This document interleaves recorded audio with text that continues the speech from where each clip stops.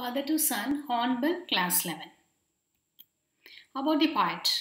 Poet Elizabeth Jennings led an extraordinary life, the only woman to join the movement, an English group of poets dedicated to an anti-romantic aesthetic. Publisher of 26 books of poetry in her lifetime, she also published poetry for children. This poem, Father to Son, talks about a fairly universal experience when a child is growing up. The father is usually busy with his work and is not able to take out time for his child. When the father grows older and he is free, his son gets involved in his life and has no time for his old father. The cycle is universal. Stanza 1. I do not understand this child, though we have lived together now in the same house for years. I know nothing of him, so try to build up a relationship from how he was when small. Yet, I have killed. In stanza 1, it indicates there is a distance between the father and his son. The theme of the poem is brought out in these phrases. The theme implies a generation gap and a communication gap. In this poem, a father and his son are living in the same house since years. However, the son, who is an adult now, does not talk to his father. The irony which the poet talks about is that they have lived for many years together, but yet they do not know anything about each other. Stanza 2. I have killed the seed I spent or sown it, where the land is his and none of mine. We speak like strangers, there is no sign of understanding in the air. This child is built to my design, yet what he loves I cannot share. The poet uses I in the poem to express his deep sorrow. He says that this person is his child by blood, but he is yet to recognize him.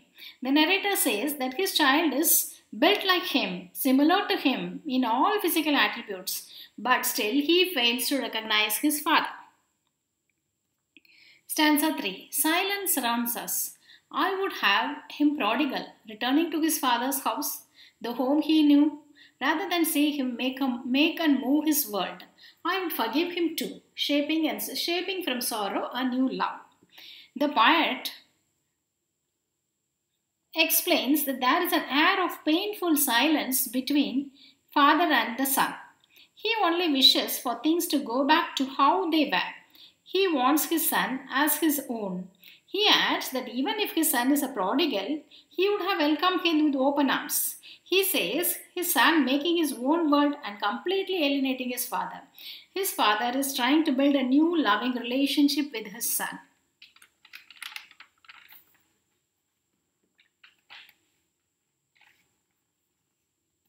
Stanza 4. Father and son, we both must live on the same globe and the same land.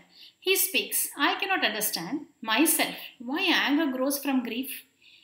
We each put out an empty hand, longing for something to forgive.